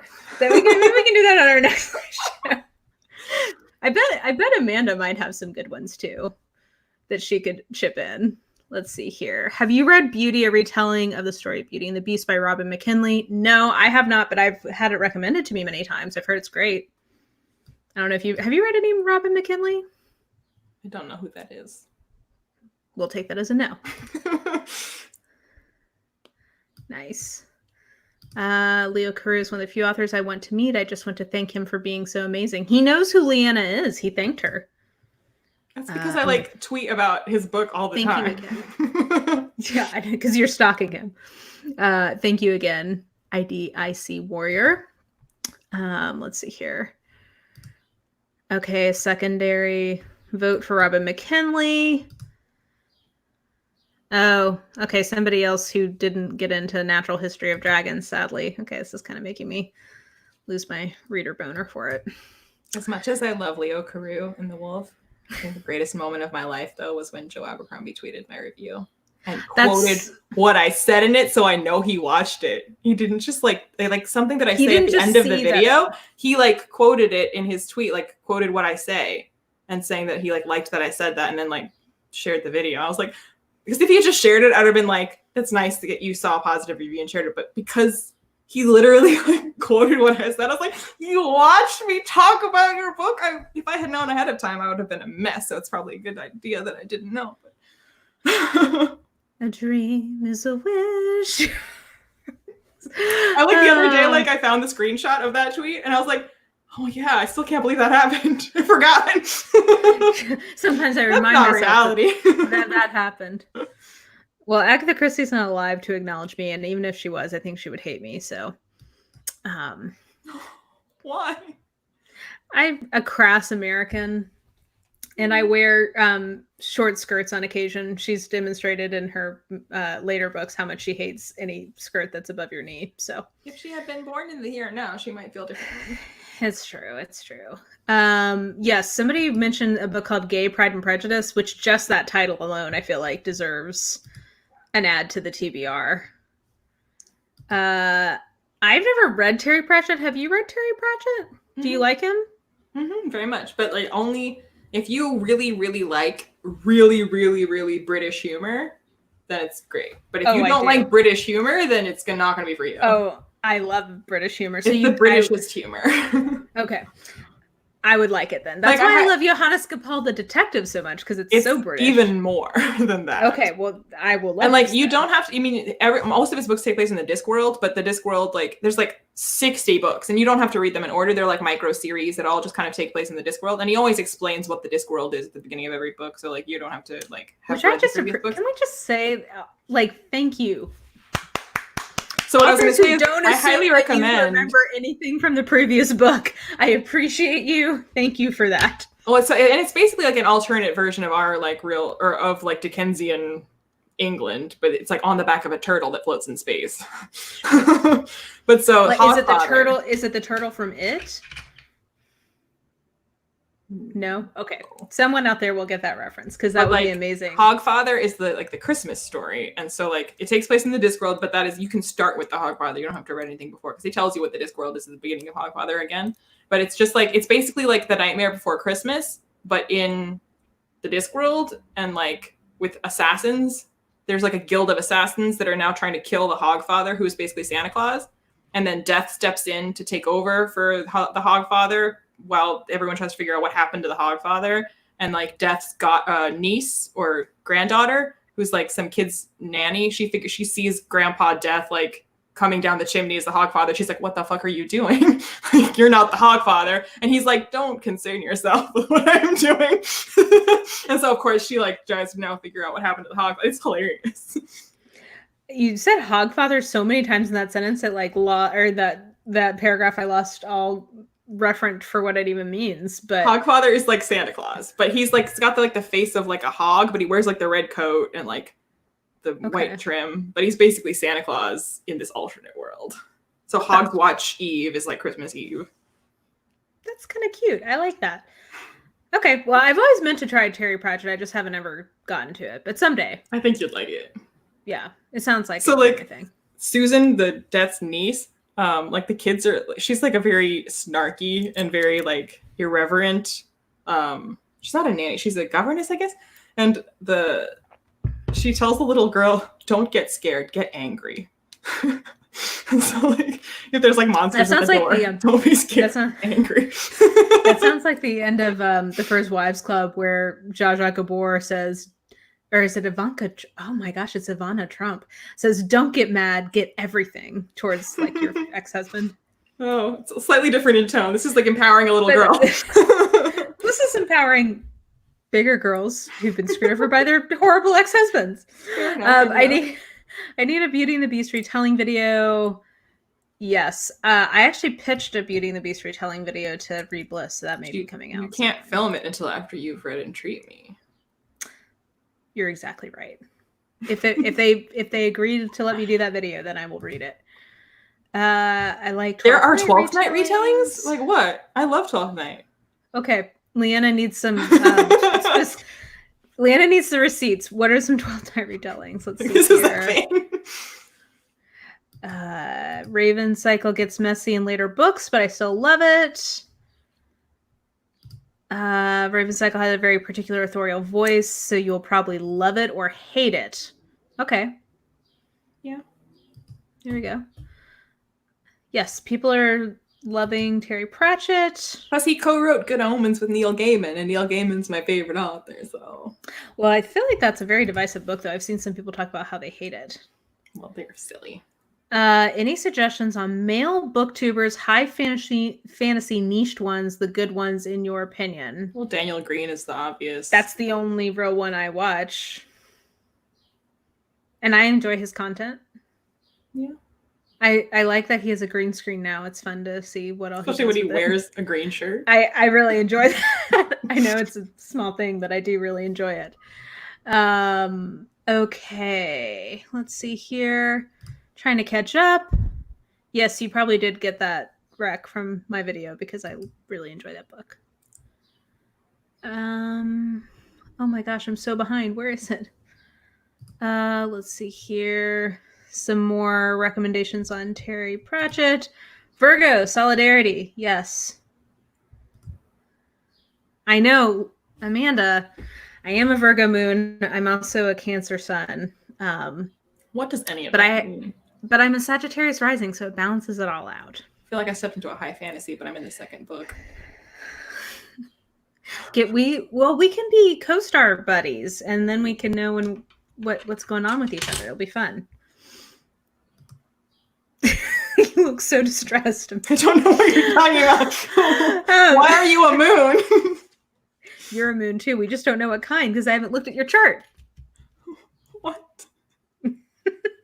Has anyone read Witchmark by C.L. Polk? Very good, gay, historical-ish fantasy. I have not read it, but I love that as a summary of it. Yes, I would love to explain Mink to Liana while drunk. What? What is Mink?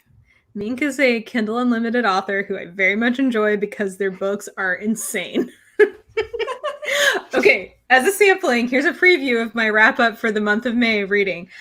She had a book out called His Tiger Queen, and the dedication was to Carol Baskin. It was amazing. It was inspired by Tiger King. I loved it. The story was? Partially. All right. Like I said, they're crazy, and it's amazing. Get tipsy and explain Ice Planet Barbarians. I am down if Liana is interested in that. I don't know what it is, so I'm very curious. Maybe we can have a book club. You can read it, and then we can see your response. Whoa. You were just going to explain it to me. I have to read it? Well, okay, maybe I could read aloud some passages, some key passages for you. Because there's some of them are like... You'll be demonetized. Yeah, basically. There's some very steamy scenes. Let's just say that the Ice Planet Barbarians, their anatomy, I know you're going to be shocked to hear that their peens are gigantic, because that's just how it goes. But they also have... people fantasize about that. I don't... That sounds like really uncomfortable, but anyway. They also have what is called a spur. And it's... Not a sperm. But a spur. Mm-hmm. And it's like a little hard cartilage that's just on just above the peen that conveniently enough hits a human woman's anatomy. Yep. Very strategically. Mm-hmm. It's a very great evolutionary advantage. And whenever they ask them about it, they're always like, yeah, we don't know why we have these. And it's like, you're the reader. You're like, I know why you have that. It's very fourth wall breaky. It's great. I love it. Okay, anyway, Robin McKinley. Yeah, people love Robin McKinley. I think I've gotten the impression she's sort of in the same, like a less feminist version of Tamora Pierce, maybe. Like, I think it's that kind of vibe. I've never read Tamora Pierce either. Oh, they're shipping you with Leo Carew. Yes, we love Bethany. Clap, clap, clap. Some recommendations on where to start with Pratchett. I need to read Joe Abercrombie. You do. He's really good. I mean, I'm down with the grim dark, but I actually, to your point, Liana, I mean, there's dark shit in there, but it's mostly just like very snarky. It's just a lot of cynicism. It's just very like jaded. Yeah, cynical as fuck. Let's see here. Tried reading fantasy, but it's really hard for me to get into. Any recommendations of fantasy that are less focused on world building? Joe Abercrombie. Or is that... Yeah. I think if you go with like Joe Abercrombie, it's not as much with the world building. In fact, I think if the people most frequently, the two criticisms like from people that like give like 1 star to Blade itself or whatever, they tend to complain most about a lack of focus on world building, like that he doesn't really go into like magic and whatever, that he never, what there is of it, he hardly explains that. And then people are just like, it's too dark, it's too depressing. Why would you do that?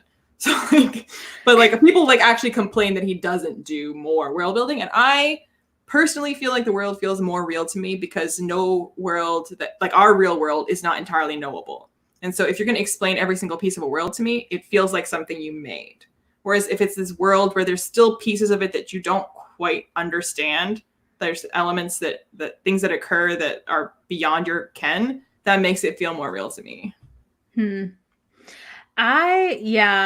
My go-to to for people who don't know if they like fantasy is to pick a low fantasy and to pick a subgenre that you like.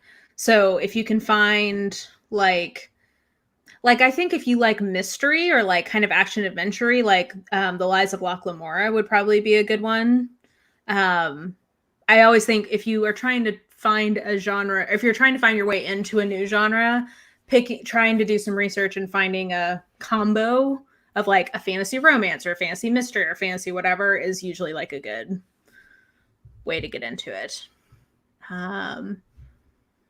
Okay. People are happy we're talking about Terry Pratchett. Let's see here. I think Last True Poet of the Sea is a contemporary 12th Night retelling. That's for you, Liana. But I don't like contemporaries. Fuck. T. Since you like Neil Gaiman, did you follow the divorce? Well, last I checked, it was not official. It was like an awkward situation where she tweeted and then he tweeted and he was like, I guess we're telling people now. It's like mom and dad are fighting. I'm a Cancer moon. Oh, see, Amanda, that's why we can vibe. Our nurturing, crabby natures go together.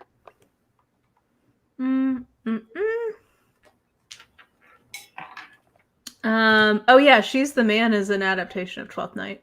It's present day. Not into the contemporaries. Okay. There's a mystery series starring Festa from 12th Night by Alan Gordon. What? Feste, yeah. The Fool. Yeah, reworked several Shakespeare's tales. Yeah, it's called the Fool's Guild series. There you go. I don't know if it's contemporary, but it's a mystery. There you go. Would Chuck Tingle be too wacky? No, you mean the Reverend Dr. Chuck Tingle? He would be great for this experiment. What are you talking Dr. Chuck Tingle is actually a Nebula or a Hugo Award nominee. And I can tell you the title of the book that was nominated.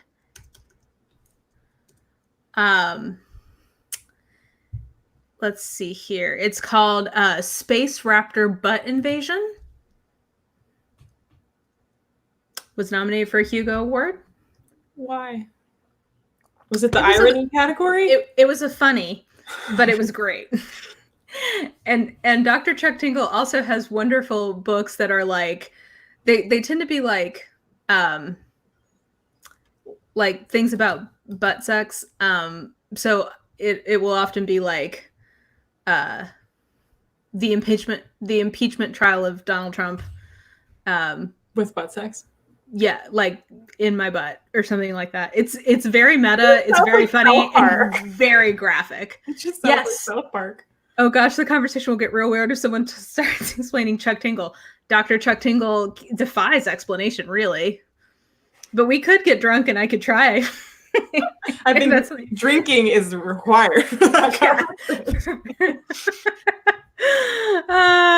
Okay. Have you guys done this flower quiz going around Twitter?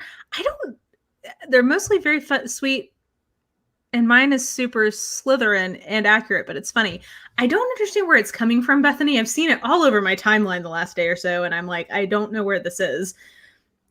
So I haven't done it, but I don't know what kind of flower I am. Okay. Amanda and Neil are not getting a divorce. They posted about it. They're going through a rough patch, but they're together and working on it. Okay, so everyone say a little prayer for the little fairy the child. Gaiman family. Yeah. And a Capricorn. Ooh, that's a lot of energy, Amanda. We should have a discussion about that at some point. If you ever want to come on and chat, we can go through our charts and talk about what the different energies are. Any fantasy retellings around Agatha Christie stories or in another genre for that matter? I don't know if it's like direct retellings. There's some isolated closed circle mysteries that are fantasies. And she's sort of like the grande dame of it, but... There's a Doctor Who episode about Agatha Christie. Yeah, there you go.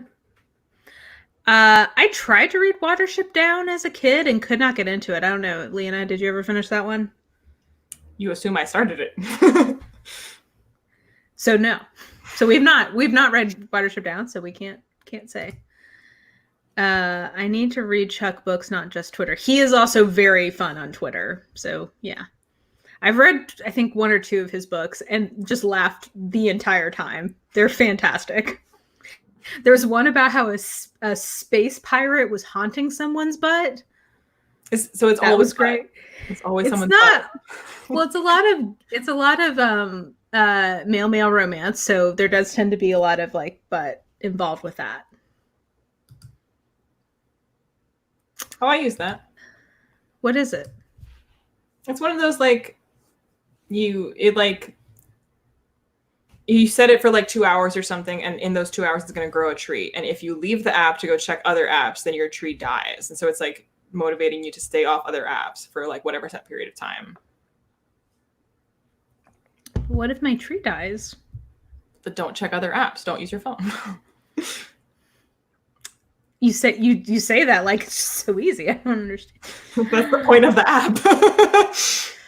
Okay, yes. Amanda, let me know when you want to have a co-star cast. You can come on and we can compare Zodiac charts and we can pretend that we can do it for other people too. If you want to get your chart interpreted by me and Amanda, let us know. What is a chart? It's your astrology chart. Like, I know that I am a Gemini, and that is all. Oh my gosh, you are such a Gemini. Yes. I don't know what that means. I know that there are stars that made a shape that we call Gemini, and I was born around the time that the stars with that shape are in the sky. That's all I know. I know, it's a fact.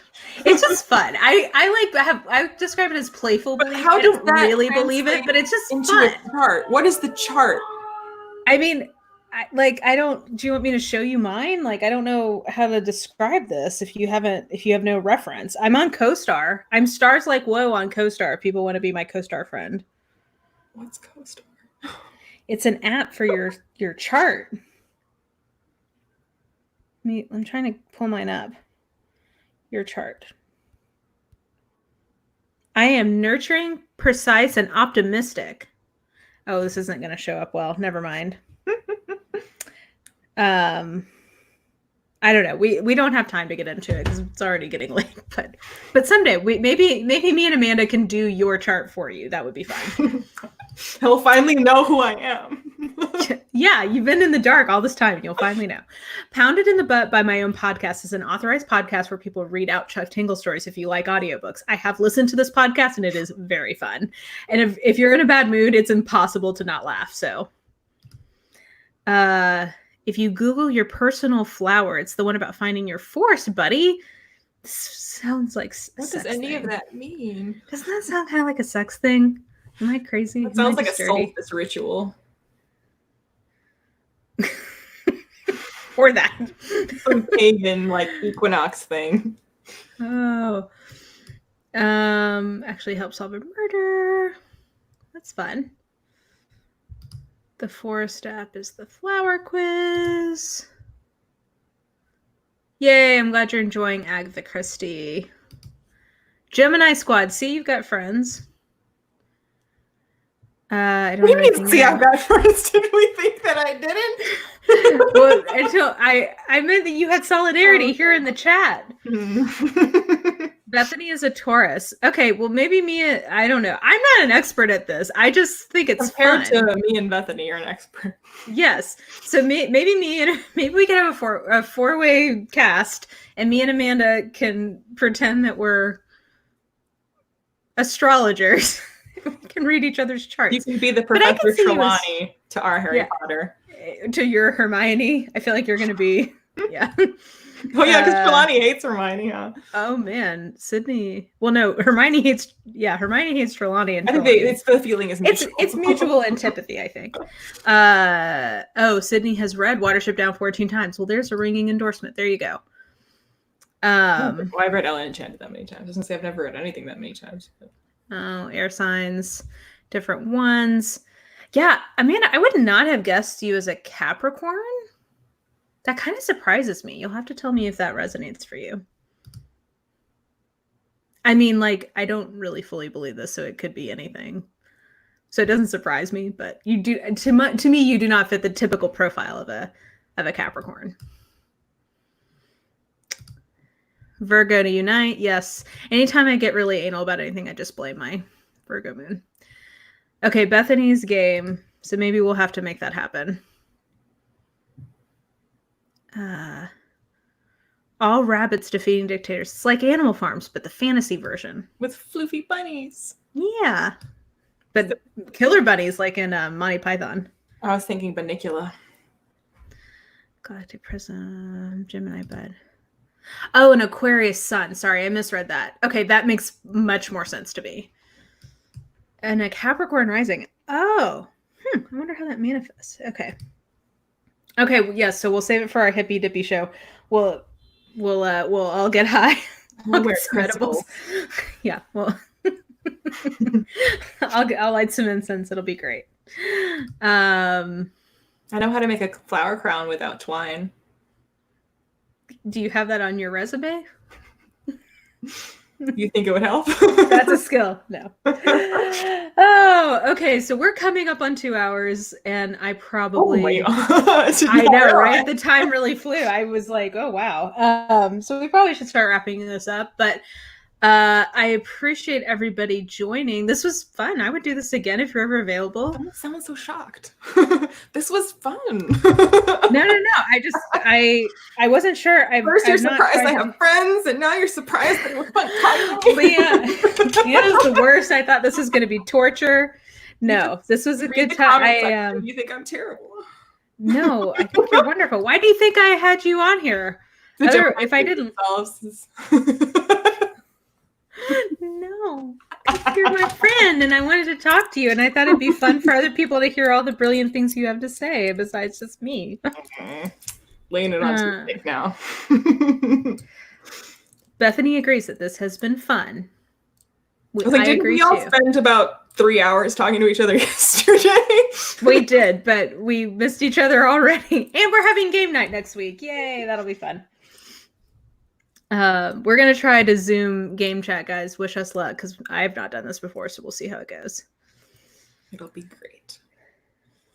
Oh, I feel you. It's hard right now not being able to see people in person. So it's nice. Yeah, like I said, I've enjoyed having this as a routine, talking to you guys. Tonight, getting to actually talk directly to another person and not just responding to chat has been very nice.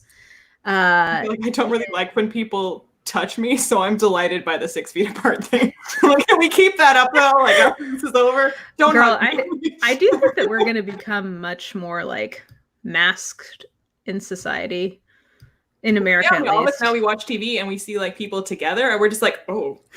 It is really like kind of unsettling. Like when I see things from the past, I'm like, oh my We're all god. gonna be triggered by the idea of standing within a foot of each other. Oh man. Also, I've gotten a few crazy comments on vlogs where I shot part of it before the pandemic. People are like, you're going to yoga? And I'm like, dude, it was from January. Like, what?